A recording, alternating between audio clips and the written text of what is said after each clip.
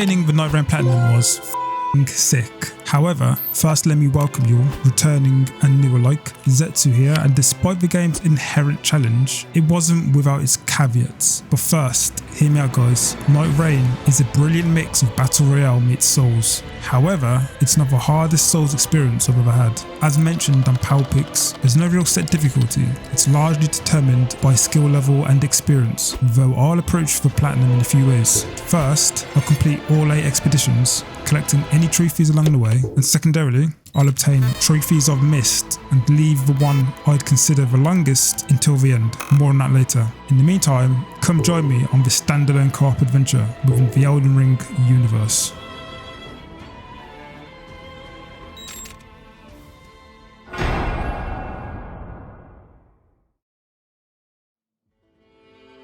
So, booting into the game, I sort out my settings and enter my name, but unlike the open beta, I'm met with a tutorial section whereby I start as the Wilder class. Here I'm shown the controls, basic mechanics, and try my hand at a boss. I have thee now.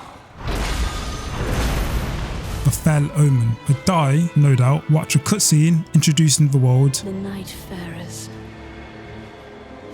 and revived into the round table hold before the priestess. You are awake.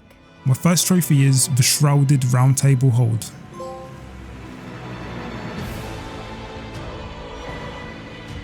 Now arrived, I get my bearings within the newly designed Round Table Hold. I speak to some NPCs, I am always ready to fight. try the change character feature, and explore the surrounding areas. However, I return back and change to Iron Eye for my first expedition against Tricephalos. Loading in with Glad and Zipoku, our team competition was somewhat balanced, though we land and get right to work. Riskily, we go to the castle basement and get wiped, yeah, to be expected, and then rush all the way to make the first circle. Here we fought the demi-human bosses.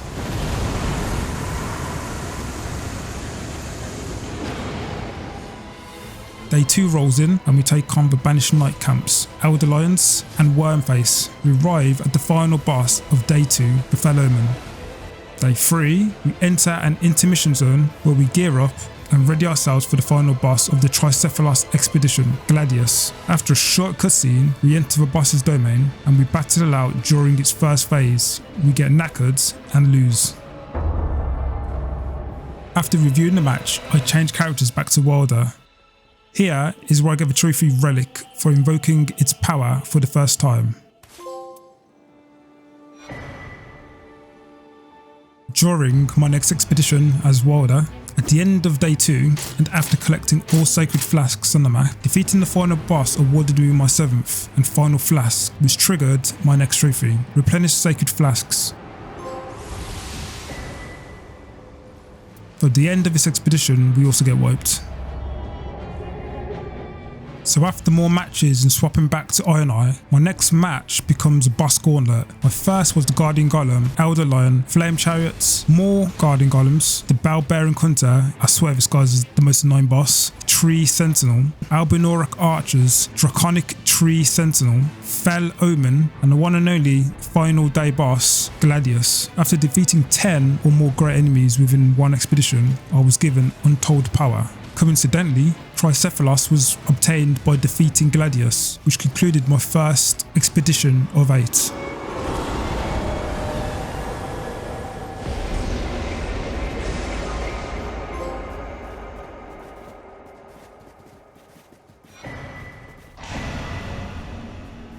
A cutscene ensues and the Night Lords appear, an automatic story quest. There are others. Too many, I am afraid. And the mysterious quest giver, the Duchess, becomes a playable character. Finally, I'm back to a familiar character from the open beta.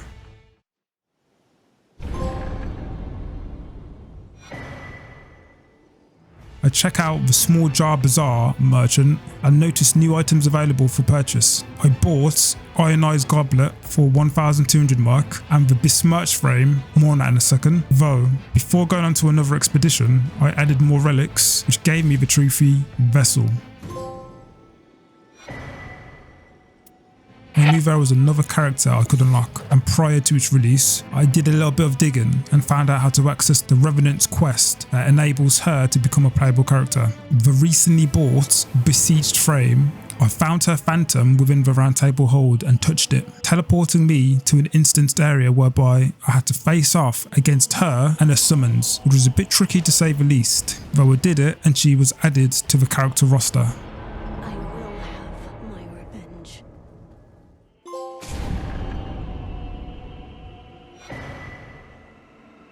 Around this time, the shifting earth stages unlocked and spawned within my next expeditions. What I did was shift the map into different biomes with different objectives. This thoroughly links into the shifting earth trophy later on. Here, however, another random event occurred in the form of a raid. There's a random chance a boss can invade you at any point during an expedition, and likewise the fellowman did during our fight with the Knight's cavalry. Of course, he didn't stand a chance.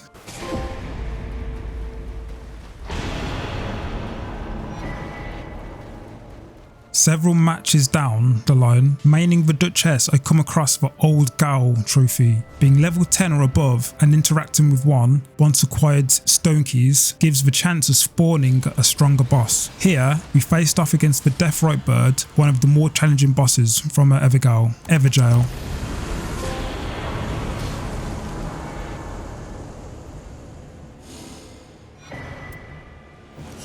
Now more familiar with the game mechanics, enemies and item builds, I attempted the second expedition, dubbed the Gaping Jaw. As well as the trophy, this guy's weakness is poison, which I can't lie, I hardly paid any attention to. We powered through day 1 with ease, defeating the Night Cavalry double boss, and into day 2 at level 9 we began farming the world bosses for the best weapon drops. At the end of day 2 we faced the ancient dragon that has a shit ton of health, which graced us nicely into day 3.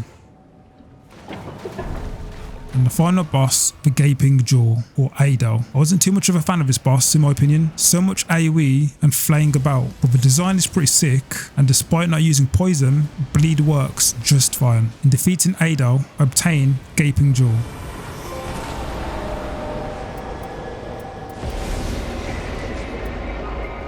Here I unlock Garb Change from the Roundtable Holds Dresser, though I'll tackle that trophy shortly. Instead I go on another expedition for Sentient Pest, the third on the list, and spawn into day 1 ready to rumble. We make our way right to the Guardian Golem, an easy day 1 boss, and quickly move on towards the Elder Lion at an enemy camp. Here we got too brave and was rinsed by the Magma Worm, well deserved to be honest, but found ourselves at the Rune Bears instead. At the end of day 1 we fought the Tibia Mariner and the Skelly's double boss, and moving into day 2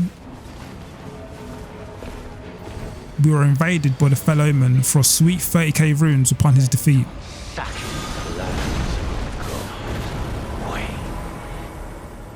Nox, the Dragonkin soldier, was the boss of day 2, and Sentient Pest was day 3's. This boss was interesting and was slower paced compared to the last. This low-key reminded me of the Moonlight Butterfly from Dark Souls 1, but with a twist. The massive bulldozing scorpion. The poison's annoying, but we defeat the boss after diligent efforts.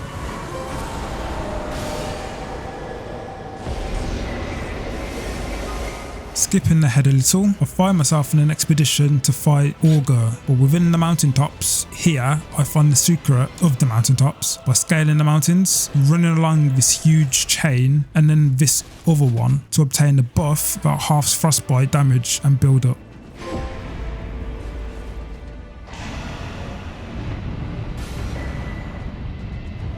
Though on that same expedition I face off against Augur, or Maris. This jellyfish looking boss was the most atmospheric so far. The boss arena is like underwater, but as a melee it did prove slightly awkward to hit. I sometimes felt the hardest part of most of Nightrein's bosses is just trying to keep close to them, though in defeating Maris I'm awarded with the trophy Augur.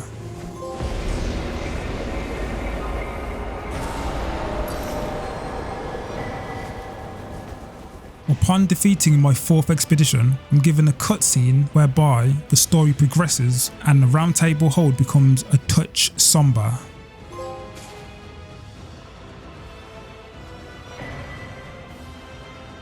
However, Equilibrious Beast is next. Skipping all the attempts in between, I choose to change from my main for Duchess and try my luck with Iron Eye for his second phase. We start day 1 rushing the Mausoleum Knights and then the Frenzied Flame Troll.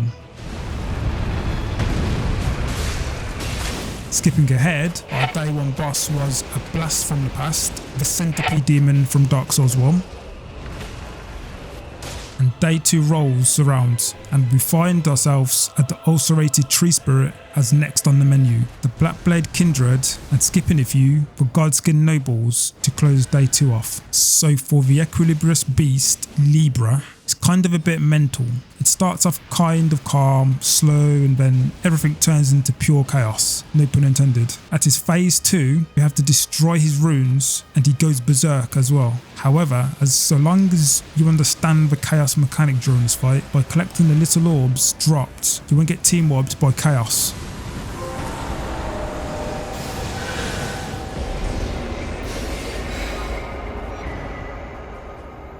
Drawing another raid back as the Duchess, I tackled the next boss down the list, the Dark Drift Knight. I was lucky enough for the Equilibrious Beast raid to commence. After giving a debuff, we had to pay 35k runes to lift the curse, though a teammate had already coughed up the dough.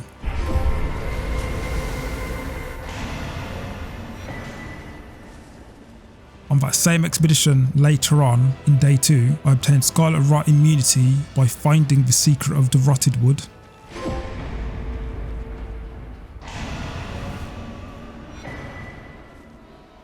And later, into day 3, or the boss fight, Fulgur or the Dark Drift Knight was badass. Strangely though, I think this boss has the least flashy AoEs, which is good for my eyes too, mind you, but the amount of health this guy has is formidable, and I've got to say, the soundtrack is peak brilliance. Best one so far.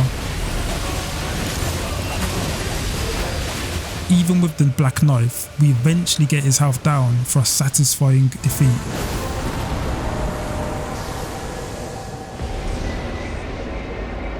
Much later on, during the Fisher in the Fog expedition, I obtained the Hand of Millennia, a legendary ornament. Most people probably remember that boss from Elden Ring, probably invoke a few nightmares or so.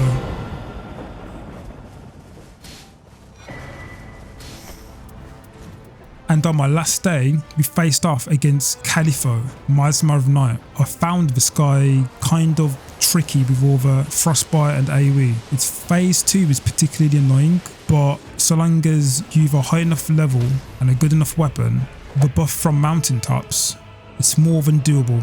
In defeat of the boss, I acquire Fisher in the Fog.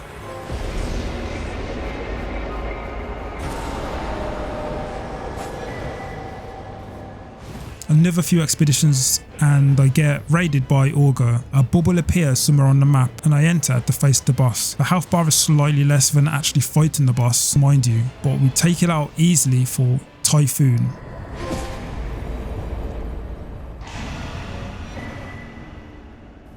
At this point, once back in the Round Table Hold, I saved up enough merc to purchase a new garb for the Duchess.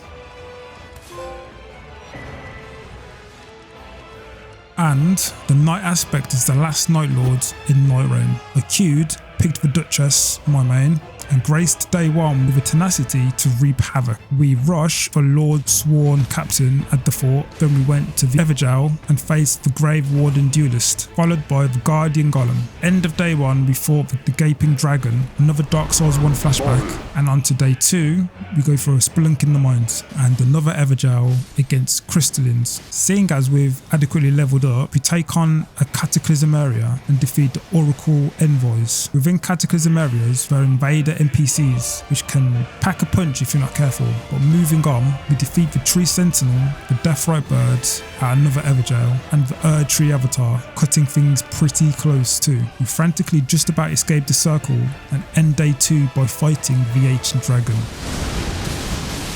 So here comes the big fight, a two-parter whereby we fight Shape of Night first. Important not to burn all your resources on this part, and then the true boss, the Night Lord. While I wouldn't say this is the hardest boss, it's definitely perhaps the hardest boss to telegraph. His moveset's somewhat delayed and the occasional heavy AoE. However, during his multiple phases, he can become problematic.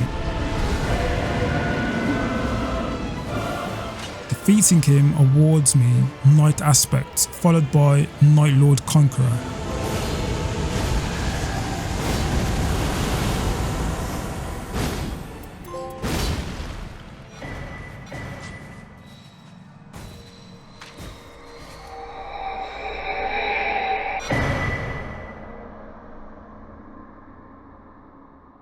We appear on the shoreline of the Round Table Hold and we progress inside to find the world Ashen.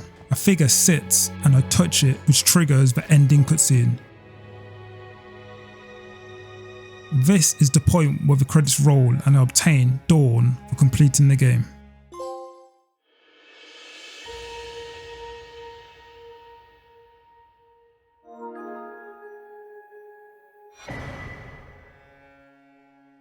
In typical Soul form, we return just before the Night Lord's defeat, ordered to finish any lingering commitments. At this stage of the Platinum journey, we chase after any missing trophies from the initial playthrough. After completing the game, more vessels appear in the shop and I buy them all for obtained vessels.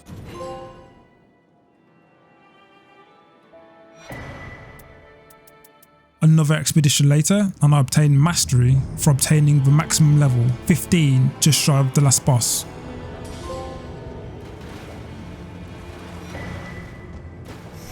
And for Night Lord Slayer, we are meant to acquire 3 wins in a row, but I regrettably didn't press record for that one, stupidly on my part, so my apologies there. However, here is the evidence of that from our trophy list.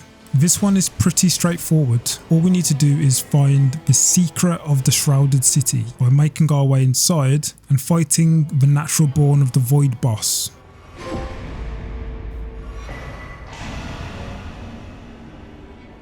Set and Steadfast required me to acquire many pieces of high rarity equipment on a single expedition. That means purple rarity or above in every slot. This proved slightly tricky by the nature of Nightreign, as it's RNG mainly, but I eventually obtained it.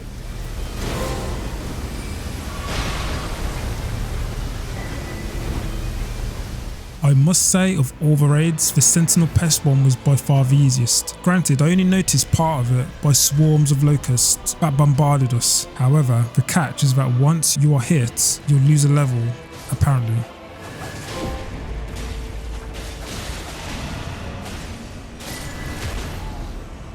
This was a bit of a ball ache for the Shifting Earths event to spawn. Once I completed the game, I already got them unless someone on my team had one. So after several matches later, I finally got the Crater event, which was my last one. Cutting it close, too close for comfort, this one was actually worth the death, literally. And, of course, the Shifting Earth gold trophy came naturally after for completing all 4 events.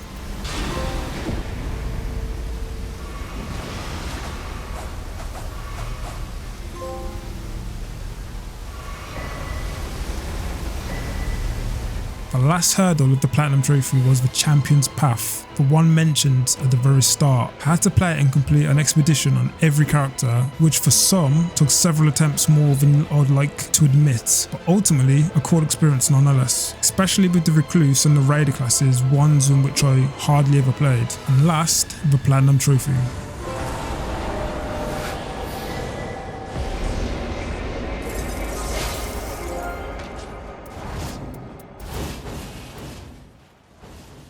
Alright, so I think it's fair to say Nightreign is a very particular type of game for a very particular kind of gamer. It's not for everyone, but for me, who loved PUBG back in the day, Nightreign works with me nicely. It's definitely rough around the edges and it could do some more balancing, but with the DLC said to be announced, I'm confident the From Software team will sort it all out. This whole process was kind of interesting, I must admit. Let me know in the comments how you're finding Nightreign currently. Your highs, your lows, the whole works. But if you're still here and desire another adventure, why don't you check out this video next?